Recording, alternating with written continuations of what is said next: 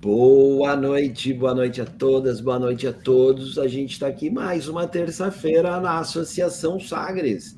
Então, queria convidar todo mundo que ainda não conhece a Sagres para entrar ali no nosso site. Está passando o endereço ali na tela. Ali pode ver tudo o que está acontecendo aqui, tudo que a gente está fazendo e pode se cadastrar no nosso mailing para receber também todas as nossas divulgações. E para quem está em Facebook, Instagram, segue a gente por ali, que a gente está sempre divulgando tudo o que está acontecendo aqui na Sagres, nessas mídias também. Temos esse canal no YouTube com muito conteúdo legal de antroposofia, e aos pouquinhos a gente também vai alimentando o podcast lá no Spotify. Bom, a conversa de hoje é: o que você quer ser quando envelhecer? Com a Marina Keiko Nakayama. A Marina é psicóloga, pesquisadora na área de gerontologia, qualidade de vida e saúde multifatorial, criadora e coordenadora do projeto Nova Velhice. Marina, boa noite. Boa noite. Obrigado pelo convite. Em nome da Associação Sagres, agradeço demais aqui você ter aceito esse nosso convite para conversar aqui com a gente. E eu já queria começar esse bate-papo fazendo a pergunta: o que você quer ser quando envelhecer? Então, eu sempre pensei bastante nisso, porque eu fui criada em uma família onde havia muitas pessoas de idade perto de mim, meus avós, minhas tias, né? Então, eu tive a oportunidade de observar os desafios das pessoas de idade, assim, já muito jovenzinha, muito criança, né? E aí eu observava os desafios deles, né? As dores, as dificuldades, e muitas delas, ou até, vamos dizer, a maioria, era uma surpresa, porque, pelo menos a mim, me parecia que eles não esperavam aquela doença, eles não esperavam o fato de terem envelhecido, né? Não esperavam viver tanto, sabe? Então, eu tinha uma...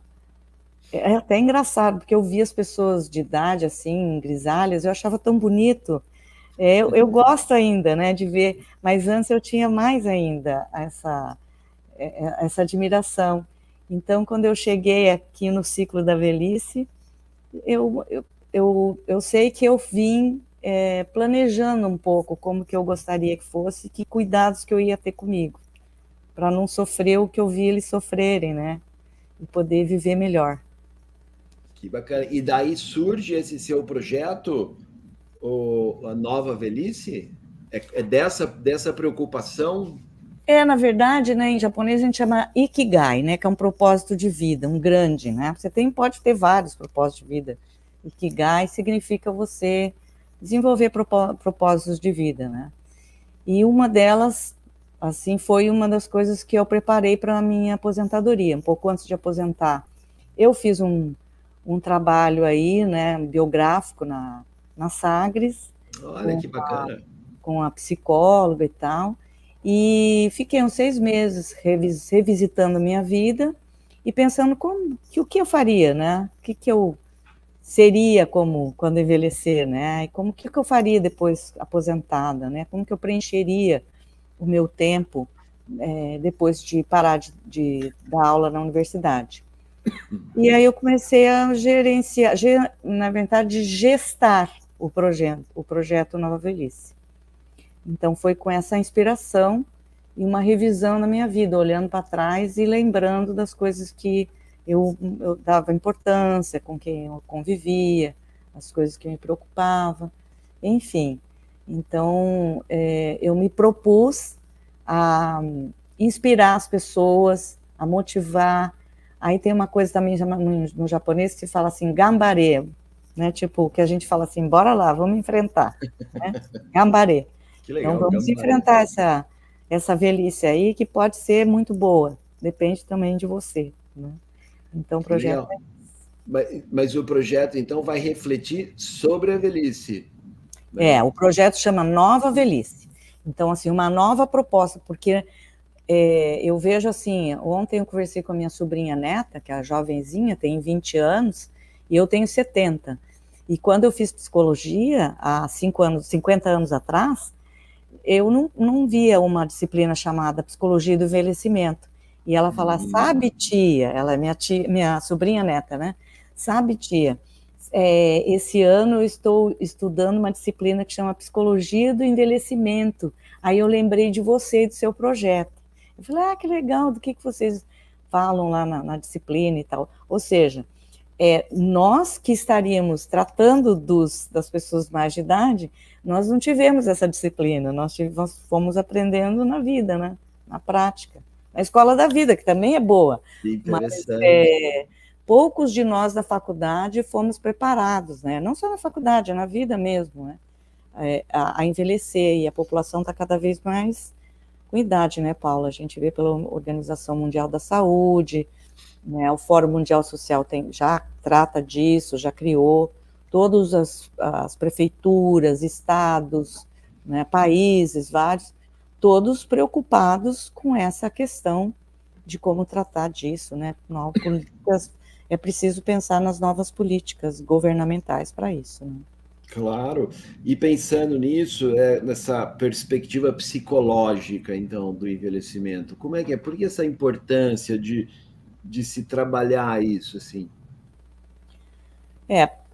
Primeiro porque quando você tem mais consciência, você está presente na sua velhice, ou na velhice dos seus pais, ou de pessoas com quem você convive, você se dá conta que a vida não é a mesma, né? Que você não tem por que negar a sua idade, por exemplo, né, que é bem comum, a pessoa às vezes nem gostar de falar da palavra velhice. Vamos falar de idoso, terceira idade, melhor idade, maravilhosa idade. Vamos inventar um nome aí para a gente não ter que falar,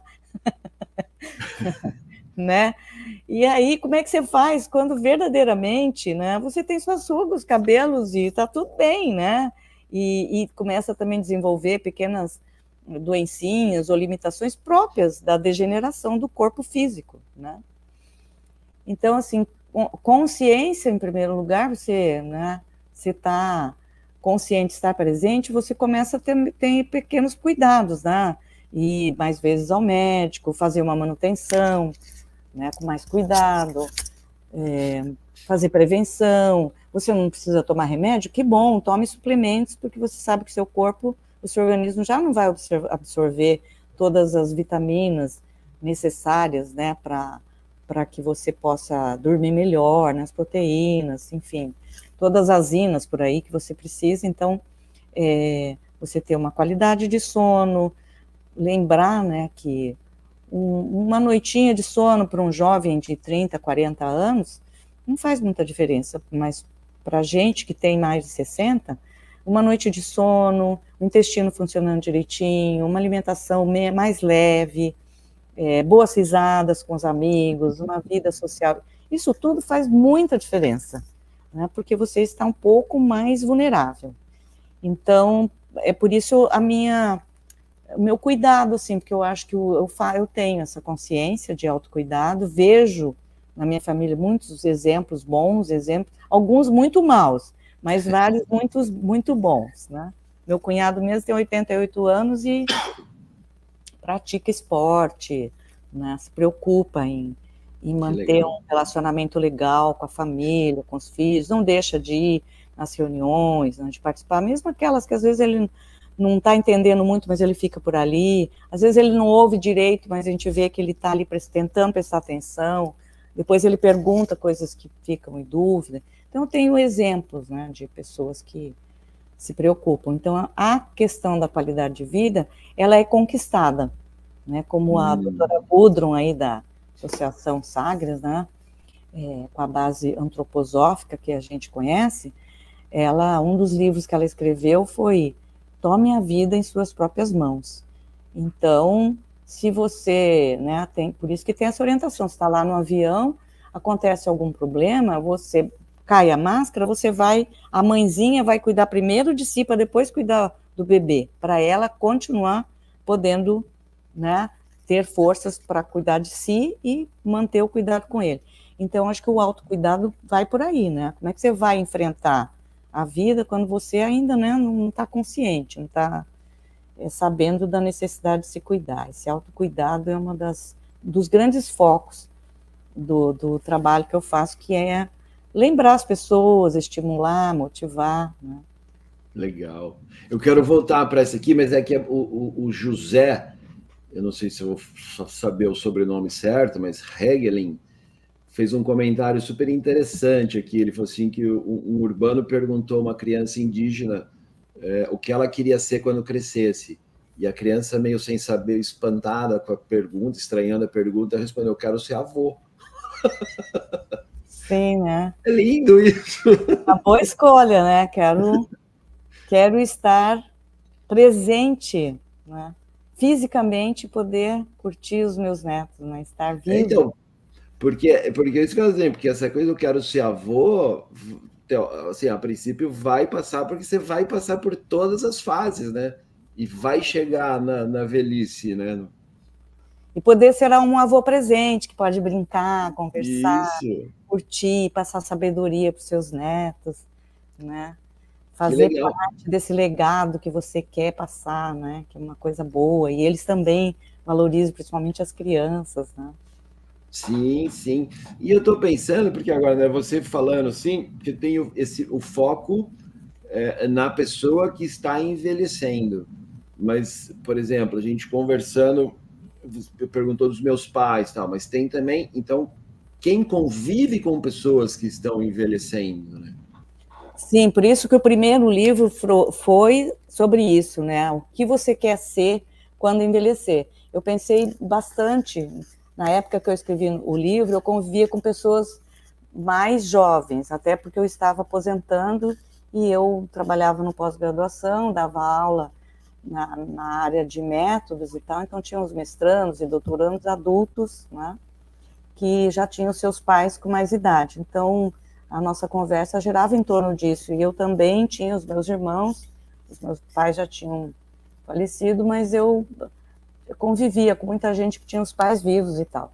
E aí eu ficava um pouco preocupada com isso, mas depois nas conversas foram aparecendo essa história também de, nossa, eu vi a sua palestra, eu li o seu livro depois com o correr do tempo, e pensei em mim também, não pensei só nos meus pais, né? Pensei em mim.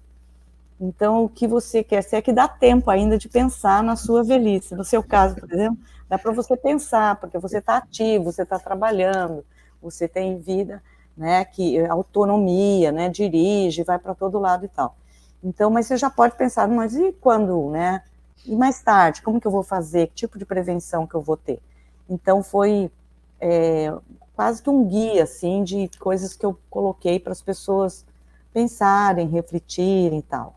E aí já esse outro que eu acabei de concluir e enviei para a editora, já deve lançar mês que vem, aí sim eu escrevi um livro escrito falando, o tema é assim, envelheci, e agora?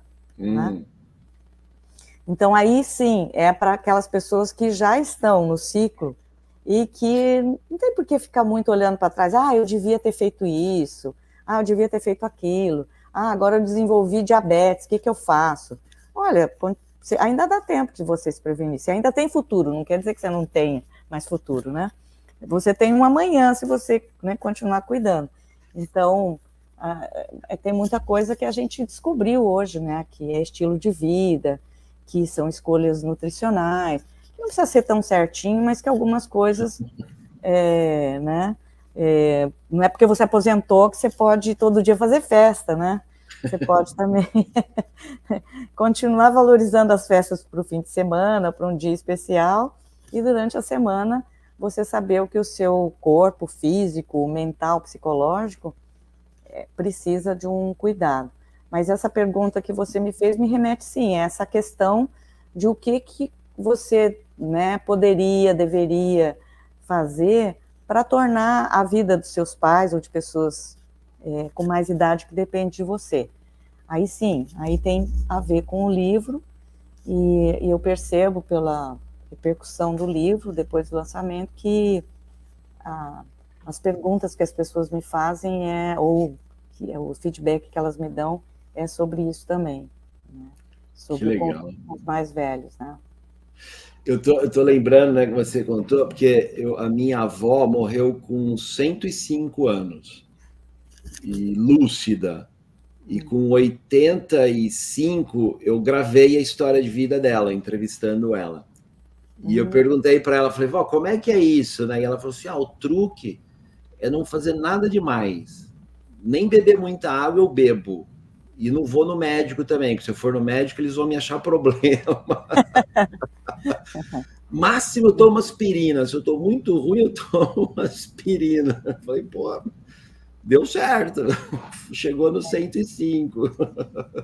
Mas o que você fez é uma coisa interessante, que agora também as pessoas estão despertando. Eu, no Dia das Mães, ganhei da minha filha um livro que eu devo devolver para ela. O livro tem várias perguntas, eu até hoje estava respondendo algumas, de como era a minha infância, que coisas que eu gostava de fazer, né? Você conhecer sua mãe com profundidade, a sua avó, e ela me entregou o livro e falou, vou esperar você me devolver, né?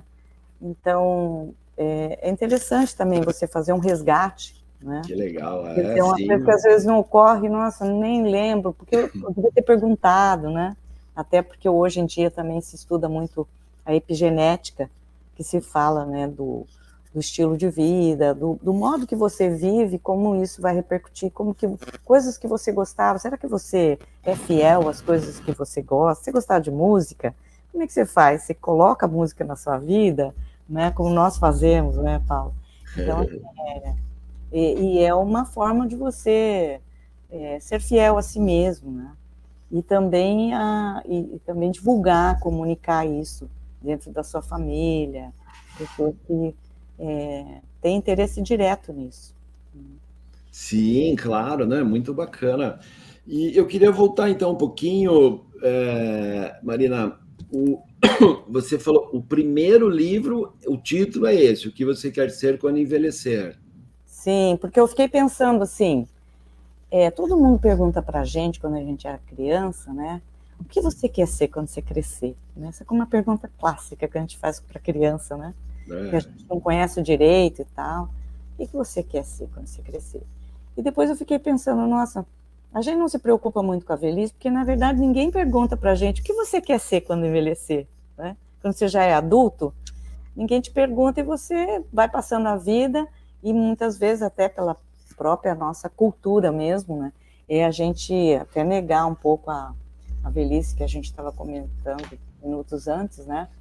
Então, essa pergunta me fez pensar em tudo isso e acabar escrevendo o livro. Então, eu achei que seria uma boa inspiração para as pessoas. É um susto, tem pessoas que falam assim, não vamos falar sobre isso, não. Eu prefiro não pensar, tá, né? Aí o problema é seu, né? A gente não, porque a verdade é que, para mim, eu acho que a velhice não é uma escolha, né? Ou você morre jovem ou vai envelhecer. Né? Pois é, isso que eu ia falar, até porque se tudo der certo, vai envelhecer. Sim, se continuar dando certo, você vai virar avô, vai virar avó, né? Bisavó. Que legal, é. E aí, pensando um pouco que a gente estava falando também dessa qualidade de vida, pensar na perspectiva multifatorial, assim, do envelhecer. Então, daí com essa pergunta, e eu fui pesquisar, né? Até pela minha profissão de professora e pesquisadora e tal, meu viés de professora e pesquisadora, eu fui pesquisar e fui vendo também, observando vários casos da minha família, eu fui ver que a situação e o processo é muito mais complexo do que eu imaginava. Antes eu pensava, eu vou escrever sobre amenidades, né, você, como você faz para você buscar novas alternativas, para você inventar novo modo de viver, que agora você tem tempo, né? E tal. Daí eu fui vendo que as coisas não são bem assim, né? Porque são vários fatores e às vezes pequenas coisas que podem fazer toda a diferença.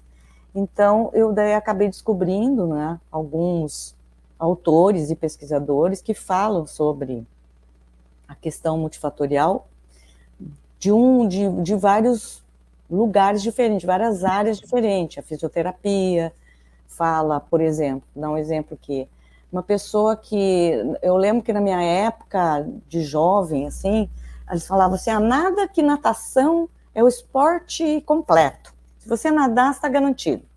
Não é bem assim, né? Eu tenho uma amiga que ela é campeã de natação, tem 75 anos, nada, e excelente nadadora, nada 2, 3 vezes por dia, 2 horas, né? Além de estar envolvida em campeonato e tudo. E ela começou a se reclamar, né, se queixar de dores, né?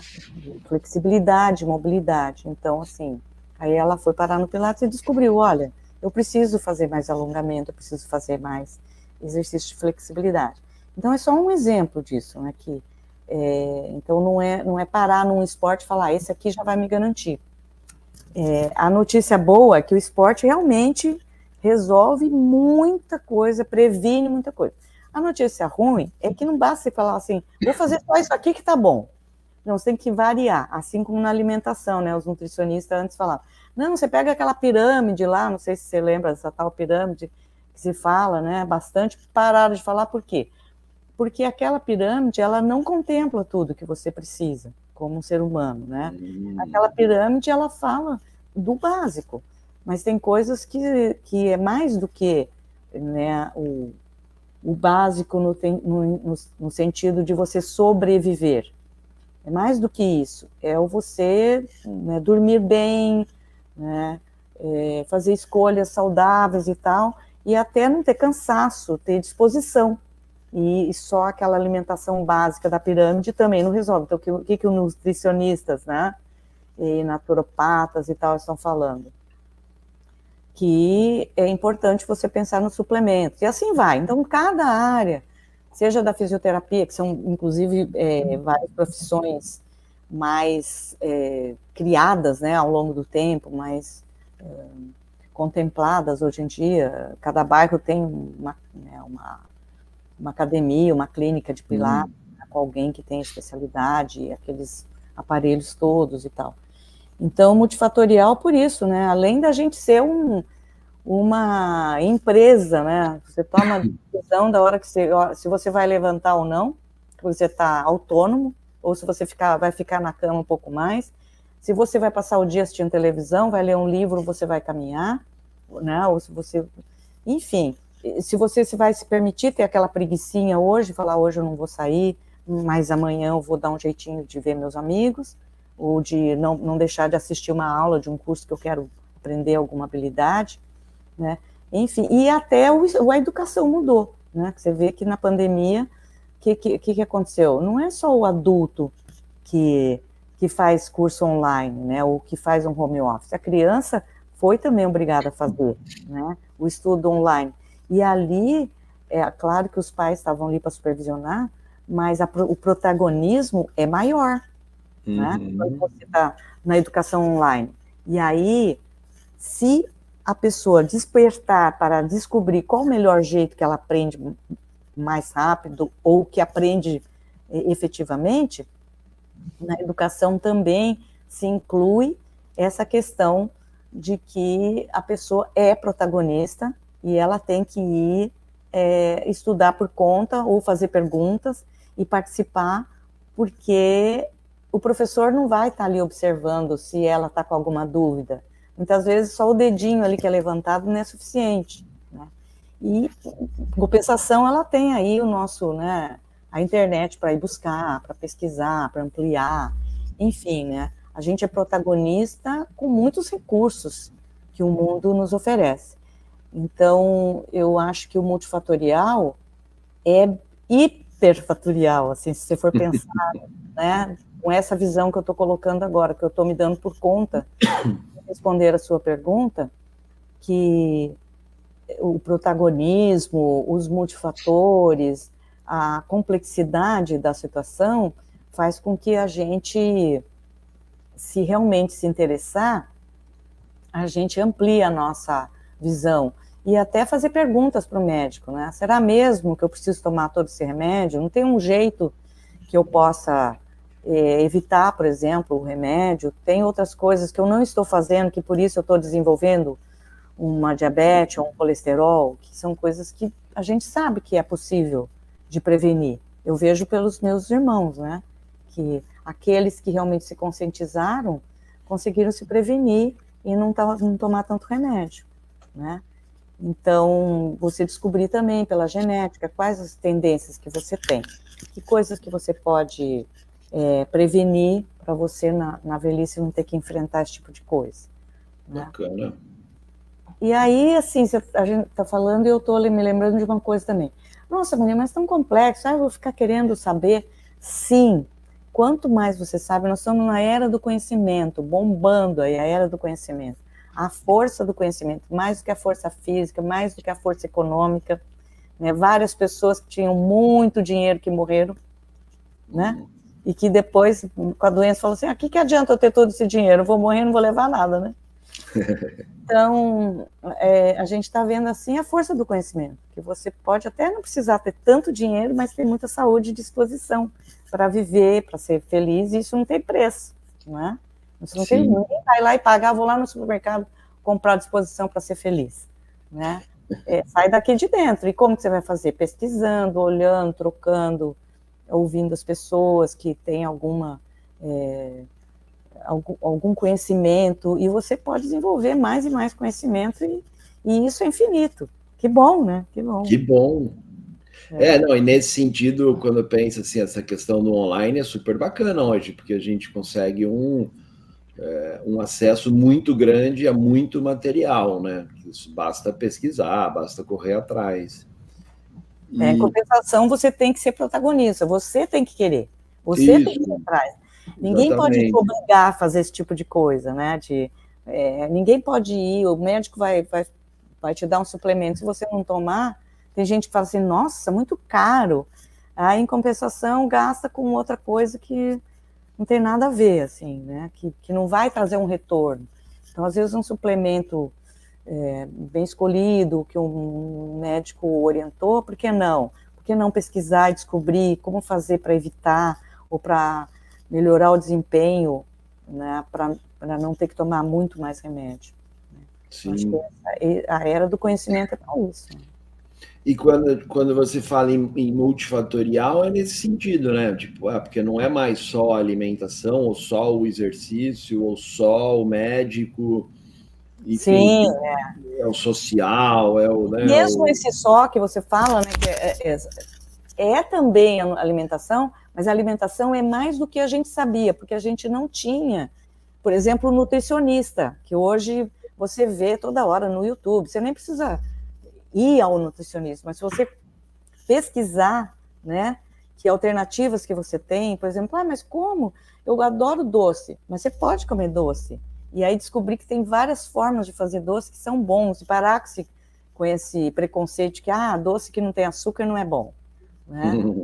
Pode ser doce e fazer bem, e tem outras formas de fazer o doce que é tão bom quanto, e descobrir, né, até para comprar ou para fazer, né, ou para criar hábitos. É nesse sentido que, então, essa alimentação é mais do que alimentação. Hoje você tem nutricionista, você tem várias informações sobre os tipos de alimentação que facilitam, mesmo esses aparelhos, né, air fry, forno, né, modo de fazer e tal, que com certeza facilita, você não fica dependendo só daquela comida básica, você pode inventar e se divertir, né? Se divertir com isso também. Por que não? Sempre.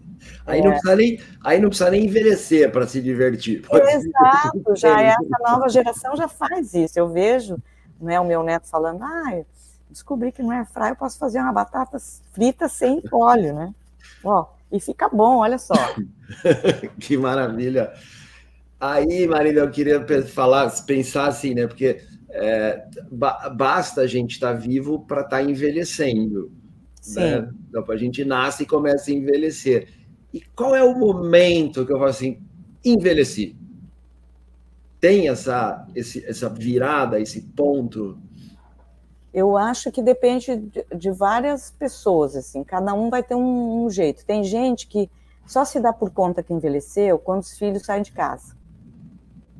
Né? A tal da síndrome do ninho vazio. Ai, meu Deus, meus filhos saíram.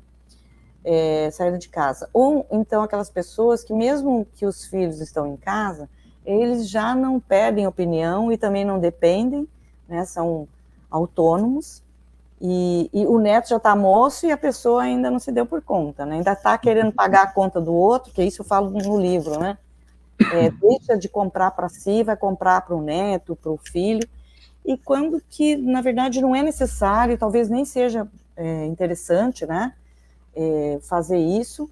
E então, assim, o mais difícil, talvez, não seja só o se dar por conta que envelheceu, sabe? Eu acho que o mais difícil é a gente ter consciência, porque a gente não... O envelhecimento é na hora que você nasce, você já começa a envelhecer sua célula, né? Sim. Então, dependendo da pessoa, do estilo de vida, ou do país que ela mora, né? Tem países que têm o clima que facilita muito, né? O não envelhecimento, ou até estilos, não sei se você viu aquele documentário que fala, né? Sobre o envelhecimento, está bem famoso esse documentário, sobre longevidade, né? Como é que é? Zonas azuis, né? Uma coisa assim.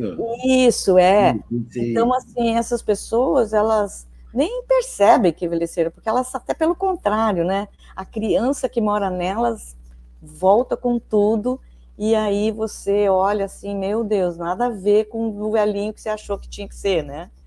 Então, o que eu vejo é que é por isso que também é complexo, né? O envelhecimento não é um processo assim tão simples de você se conscientizar, é que nem maturidade, né? Tem gente que tem 70 anos e vive pondo a culpa nos outros dos seus problemas, né? Eu sou assim porque você vê, né? O fulano é que me prejudicou, né? Tem gente que fala, reclama da mãe, do pai, ainda né, com 50 anos, é por causa disso que eu sofro, né? E isso é falta de maturidade. Então eu vejo, por isso também que tem gente que fala assim, velho é aquele que, né, se entregou, idoso é aquele que, né, fez isso e aquilo, né? O terceira idade, o idade maravilhosa, a idade boa, sei lá, melhor idade é aquele que viaja, sei lá. Então, Paulo, eu nunca parei muito para pensar como é que essa chave gira, sabe? O que eu percebo, o que eu acho que é um processo dinâmico, contínuo, que você não tem muito como controlar, mas você tem como acolher e alimentar da forma mais saudável possível, para que você possa encarar os desafios de uma hora, você não fazer as coisas tão rapidamente e até pelo contrário, ficar feliz. Não é mais necessário. Eu me dei por conta quando eu aposentei, e minha filha já adulta, se formando, e eu digo, pronto, eu não é preciso mais, né? Ela já é adulta, né? Não é preciso mais pagar a conta dela, pelo contrário, eu vou, né, incentivá-la para pagar sua conta, até pedir um presente, que você vai me dar no Dia das Mães, né? Boa. Eu vou ganhar no meu aniversário, que era a pergunta que ela, criança, fazia para mim, que ela pode até continuar fazendo, mas que agora eu posso fazer para ela, né? Vai ressignificar essa relação. Não é mais o filho criança, mas é o filho adulto com quem eu vou conversar de igual para igual, não deixando o meu lugar de mãe, muitas vezes, quando eles nos procuram. Não é preciso também ficar mais aconselhando, né? Eles mesmos já vão... Até eu lembrei de uma coisa interessante, que esses dias eu falei numa conversa entre pessoas de empresas, né? Que está acontecendo é o monitoramento reverso e a relação inversa. Como que é isso? Seus pais se tornam seus filhos, eles precisam de mais cuidado do que você, porque você não são eles que vão te cuidar, você que vai cuidar deles. Inverteu.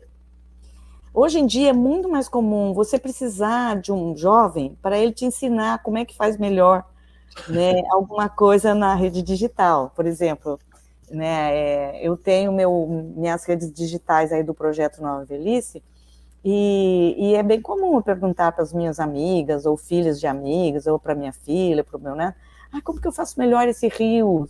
Como que eu faço melhor essa story? Essa foto, por que não saiu bem? A posição, né, do do celular, ou um aplicativo para melhorar uma situação, ou, enfim, até mesmo esses aplicativos de inteligência artificial, que eu estou me divertindo, eu estou adorando, assim, muito bom. Mas eu vejo algumas pessoas, até da família, ou colegas, falam assim, eu não quero saber disso. E, na verdade, eu não quero saber disso, é o ego falando assim, eu não vou me submeter a ficar perguntando, meu orgulho, né, ter que ter humildade para perguntar para um jovem.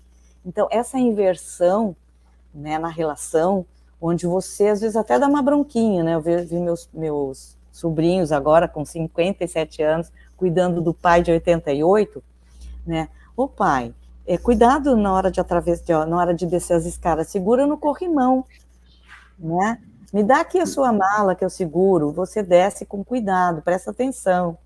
Quer dizer, o que está acontecendo? Eles cuidando do pai, né, o filho cuidando do pai, e o pai humildemente recebendo isso, né, acolhendo esse carinho, né, e depois nós fomos nos reunir para fazer uma oração em família, e eles ficaram aqui, né, alugaram um apartamento no mesmo condomínio onde eu moro. Então, antes de ir embora, eles foram embora na segunda, no domingo nós fizemos uma oração em família. E aí nós, no encerramento da oração, nós perguntamos para ele, né, o que você achou? Era uma passagem sobre relacionamento. Ele falou, olha, eu achei bem interessante essa passagem, ele era professor também. Então, ele disse, muito interessante essa passagem, mas dá para resumir tudo no amor. Você receber com amor, você dar com amor, você saber que a intenção sempre é amorosa. Então, por isso que eu tive paciência com meus filhos quando eles eram pequenos, e agora eles têm paciência comigo, agora que eu estou velho. Que legal. Né? Então, é uma bênção poder assistir isso, né? Mas é uma inversão, porque a gente, eu tive um pouco essa bênção, porque minha mãe tinha 80 e poucos, eu tinha 50 quando ela faleceu, e eu tive a oportunidade de viajar com ela e cuidar dela um pouquinho, porque realmente meus irmãos que cuidaram mais, eu não morava mais na mesma cidade, mas então eu não tive essa rotina de cuidar dela, né? Mas agora isso é muito mais comum, pensa na empresa, em qualquer lugar onde o jovem, ele pode não ter a sabedoria, né, que a gente desenvolve com a vida, mas ele sabe muita coisa tecnológica e eles são ligeirinhos, né, rapidinho, pá, né? Interessante. Inverter o jogo, e a gente não está acostumado com isso, não. A gente está acostumado a gente ensinar, né, a gente a dar conselho, mas eu vejo, e eu recebo conselho, bronquinha também, mas eu já te ensinei isso, você esqueceu. Eu já falei que tinha que apertar aqui. Era aqui que eu tinha que clicar, poxa. Desliga aí, bota no modo avião quando você for ver o filme. Sim, sim. Pô, que legal, Marina. Então, assim, não tem assim, a partir de tal idade, agora envelheceu. É mais uma questão de espírito mesmo, aliado até a uma questão do físico, porque aí não tem como evitar. Você pode até cabeça querer ser super jovem, mas o físico vai envelhecer, né? Mesmo assim, você vê, se você conhecer, eu não lembro o nome do rapaz, mas ele é catarinense, aquele que nasceu sem os dois braços, sem as duas pernas, e que é muito jovial, e vive dando palestra, e faz um monte de coisa, nada, como, eu não sei como, mas procura na internet, você vai achar. E aí, assim, não é o físico, não é o espírito dele, entende? Então, assim, a jovialidade, né, que pode ser o contrário do envelhecimento, ele também vem do seu espírito, vem da sua disposição em viver. Né? Que legal. Eu acho que isso pode fazer muita diferença, né? Do seu dar o bom dia de uma forma que você traz à vida, que não importa o corpo ou a sua restrição, porque tem gente que tem tudo e está de mau humor, né? E tem gente que não tem tudo isso, e às vezes não tem nada, e está lá bem feliz da vida, porque ele sabe que ele tem um principal, né? Ele tem o amor da sua família, ele tem uma autoestima básica para se cuidar, para fazer, ele não precisa muito. Eu acho que jovialidade e também o conceito e a incorporação e o respirar o suficiência. É suficiente, não é necessário tudo isso. É suficiente. Porque eu acho que eu ia ser mais feliz numa casa maior, num carro melhor, e viajar para não sei aonde. Talvez não é suficiente. Você tem o suficiente. Se você conseguir melhor, ótimo, mas se não conseguir também, isso a sua mente sabe como lidar com isso. Né? A nossa mente tem flexibilidade, chama neuroplastia. A neurociência já fala isso. Neuroplastia, nosso cérebro é plástico. Né? Os outros falavam, velho não aprende mais. Aprende sim. Aprende, se for aprender a tocar bateria com 63 anos de idade. Que aprendi, né? Que então, legal. Assim, por que não? Né? É jovialidade, suficiência. Eu não vou poder viver de, sei lá, profissionalmente, né? Também não é isso que eu busco, mas eu fico feliz, é suficiente para mim eu aprender a tocar com os amigos, né? Com a família, por que não? Que legal. Então é isso. Então assim, a pergunta que não quer calar, assim, como envelhecer bem, então? Eu acho que envelhecer bem é você ter consciência, né? Ter consciência da vida, que nós não estamos aqui na matéria para as coisas serem fáceis. As coisas, a mudança é constante, a tendência, né, por mais que você queira, muitas coisas são coletivas, né, são tragédias coletivas, que às vezes você não tem na sua família, mas tem na sua cidade, tem no seu país, tem perto de você. Você não tem, mas a sua tia tem, né? Quer dizer, também um sofrimento familiar, né? Todo mundo tem. Na verdade, nós não estamos sozinhos no sofrimento. Todos nós temos sofrimentos e dores. E às vezes a gente se sente solitário porque a gente não se comunica, a gente não percebe a dor do outro, né? Então, acho que envelhecer bem significa que você lembrar que você não é sozinho, que nós todos, de alguma forma, impactamos. Quando a gente faz as nossas escolhas, a gente procura fazer escolha saudável, significa uma escolha que é boa para mim e é boa para os outros. Em compensação, eu acho que uma coisa também que mudou bastante, acho que o grande tema ainda é mudança, é que você ser egoísta. E quando fala egoísta, não é aquele egoísta mau caráter que come tudo ali e não deixa para ninguém, né? É o egoísmo no sentido de se cuidar, de ter cuidado de você, do seu corpo, da sua alma, do seu espírito, né? Ser capaz de perdoar, porque você também erra, você é perfeitamente imperfeito, né? Então, eu vejo, principalmente na minha área da psicologia, da espiritualidade, que é onde eu mais estou atuando, né? Para valer mesmo, de atender pequenos grupos e tal, é que as pessoas que realmente se dedicaram em se autoconhecer e perceber e aceitar o outro, o defeito do outro, do problema do outro, tem mais facilidade para se aceitar, se auto-perdoar, sabe? Então, vai muito por aí. Eu acho que ainda é um grande desafio. Então, para mim, eu não me vejo ainda capaz de ter uma Bíblia para de assim, bem envelhecer. Mas eu vejo caminhos, sabe? Eu tenho descoberto caminhos de, por exemplo, do auto-perdão, porque às vezes você vê um irmão doente, você fala, nossa, mas você às vezes até se sente culpado, nossa, eu queria muito, né, que ele não tivesse ficado doente, e que raiva, porque ele não se cuidou, mas eu estou aprendendo que ele fez escolhas, e que essas escolhas levaram a esse destino, ou essa doença, esse tipo de envelhecimento. E que cabe a você um grande desafio que é respeitar essas escolhas que ele fez, se auto-perdoar porque você não podia fazer nada. E tudo que você pode fazer agora é você ter compaixão, aceitar e nessa presença você amá-lo como ele é. Esse eu acho um grande desafio. né? Porque não adianta agora você ver uma tragédia, porque não cuidaram direito do muro de contenção, porque não fizeram isso, ficar julgando, crucificando, também não resolve. O que a gente pode fazer agora?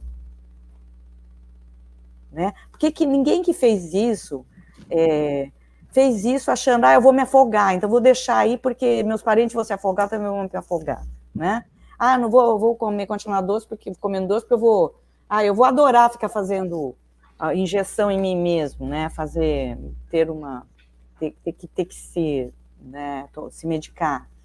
Enfim, então eu vejo assim que o momento que eu estou vivendo é esse. É um momento em que eu aprendo a respeitar a escolha do outro, que ele, de alguma forma, ele escolheu mesmo que para mim signifique sofrimento, para ele talvez não seja, ou talvez seja o destino dele mesmo, né? E que eu não devo sofrer, eu devo sim estar presente se ele me procurar, ou se eu estiver aí ao lado e ele me buscar, estou aqui, né? Eu procurar estar presente no momento em que ele precisar de mim, mas não forçar. Isso é difícil às vezes, né? Porque eu tenho filho em crescimento, né? Eu tenho um filho de quase 50 e uma filha de quase 27, são 22 anos de diferença entre os dois, e neto, e nora, e amigos. Então, às vezes a gente vê, mas a pessoa se fala assim, mas vamos fazer exercício. Mas eu não gosto de fazer exercício. Pronto, tá tudo certo. Eu também não gosto, mas eu vou, né? Eu não gosto de doce sem açúcar, não tomo café sem açúcar e tal. Tudo bem, eu gosto, eu prefiro um café sem açúcar, eu acho mais gostoso até um café sem açúcar. Mas eu aprendi isso, mas eu quis aprender, e ele não quer aprender. E como é difícil a gente entender que ele não quer, e tá tudo certo também. Ele tem direito de escolher, ele tem direito de não querer, né? Então, por isso que eu ainda acho que eu ainda não descobri totalmente envelhecer bem, que assim, idealmente falando, né? Mas, eu estou feliz por ir descobrindo isso, assim, sabe? Que eu acho que eu estou mais feliz, mais leve, quando eu vejo o outro, mesmo doente, ele viveu, ele fez suas escolhas, né? E ele fez o que ele achava que era legal. E Sim. tudo bem, está tudo certo. Você vai continuar amando ele ou ela, né? Ele vai continuar sendo seu irmão, sua irmã, seu cunhado, sua cunhada, seu amigo. Você não vai deixar de amar essa pessoa. Então, por que não respeitar profundamente? Porque você não tem mais nada para fazer. É muito mais sábio você aceitar. E é difícil, eu ainda não consegui não, tá? Eu tô só falando que eu tô aprendendo. Eu ainda tenho hora que tem hora que eu fico pensando, que droga, meu Deus, poxa, né? Mas estamos chegando lá, a gente chega lá. Mas é o caminho. Mas eu pensei assim, porque e é isso que você falou, né? Cada um vai achar o seu caminho do envelhecimento, né? Sim. Então vai achar o seu bom envelhecer.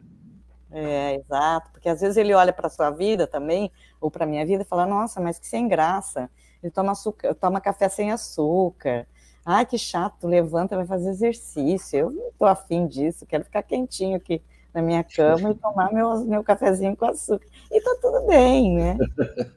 E está tudo certo. E está tudo certo, cada um escolhe o seu caminho, né?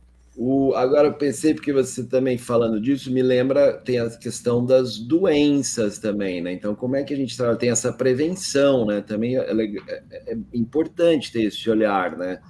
Sim. Porque tem algumas doenças mais características do envelhecer, né? Pelo menos que eu vejo grande foco, assim, em congressos e lugares que eu tenho ido, assim, para falar sobre o envelhecimento, é que a questão genética e a epigenética falando que se você prevenir mais cedo, você consegue driblar um pouco isso, né?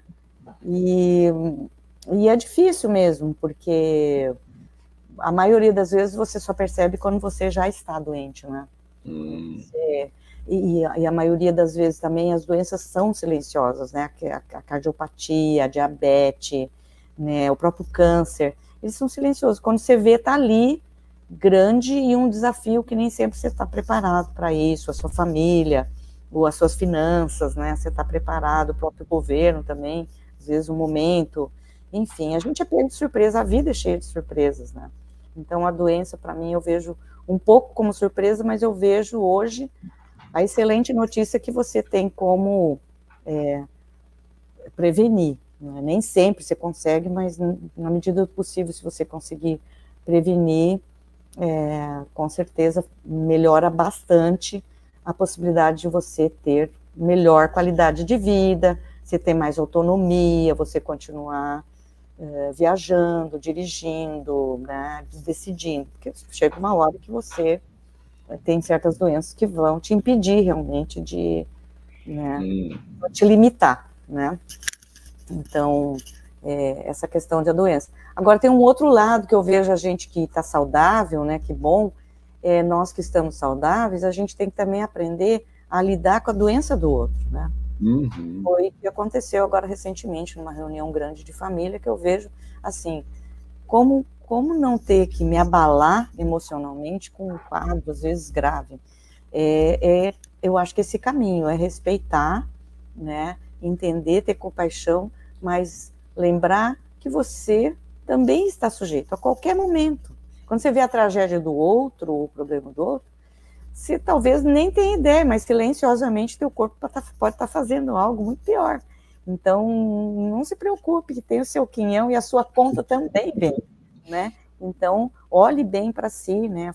Tenha um foco dentro da sua individualidade, que eu vejo como também um passo importante. Protagonismo, foco, né? Cuidado, trabalhar com o medo, que eu acho que também isso é uma coisa que eu tenho feito bastante, né, com a culpa, com o medo, com a tristeza, que são coisas que todo mundo passa. Quando a gente se vê sozinho ali na cama antes de dormir, começa, né, a rebobinar o dia, ou a vida, ou lembrar de algumas coisas do passado. Então, assim, como que você vai fazer isso? Aprende a meditar, aprende a respirar, né, aprende a se cuidar, aprende a ver que, mesmo que você fique paradinho, a vida continua ali, as coisas não continuam acontecendo, você querendo ou não, né? Sim, então, sim. Bora, né? Gambate, né? Gambarê, vamos para frente, vamos indo que fazer a nossa parte, né? Que legal. Marina, e agora a gente está meio que já chegando um pouco no nosso horário, aí queria perguntar mais do livro, se alguém, para quem se interessar pelo livro, para quem quiser entrar em contato com você, como O faz? livro, a gente tem deixado, chama-se O que Você Quer Ser Quando Envelhecer, ele está na Amazon, está no Mercado Livre, tem ali também o QR Code ali nas redes sociais, né? Então ele está cada vez mais fácil, né? E tem também a versão Kindle, a versão celular, para quem gosta de ler no celular, quando está ali esperando a hora no dentista, no médico, né? Uma viagem, então eu gosto bastante do Kindle, então tem a versão Kindle, que sai até mais em conta, tá bom?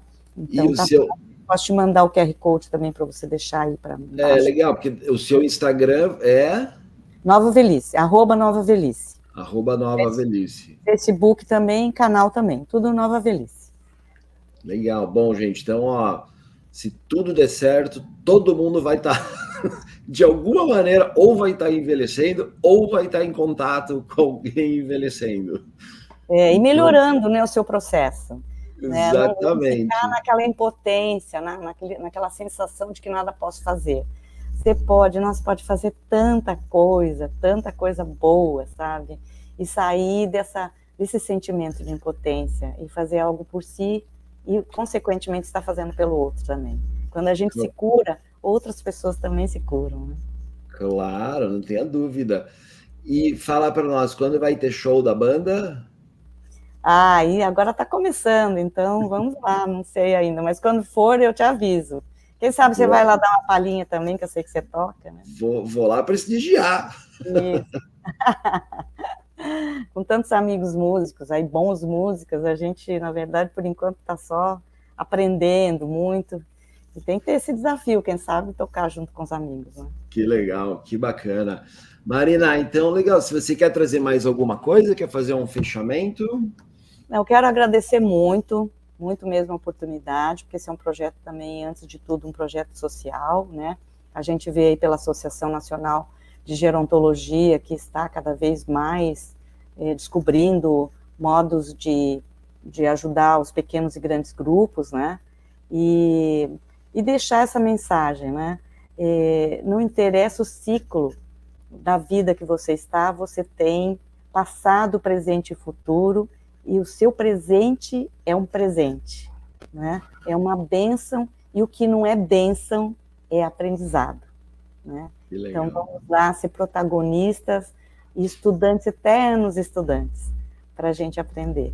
É isso que eu quero deixar como uma mensagem de muito amor, muito carinho, vibrando aí por todos e com muita gratidão. Que maravilha, obrigado. Em nome da Associação Sagres, agradeço de novo aqui você ter aceito esse convite para vir conversar com a gente. E agradeço o pessoal que ficou com a gente esse tempo aqui. E lembrando, então, que terça-feira que vem tem mais. Boa noite. Boa noite. Obrigada.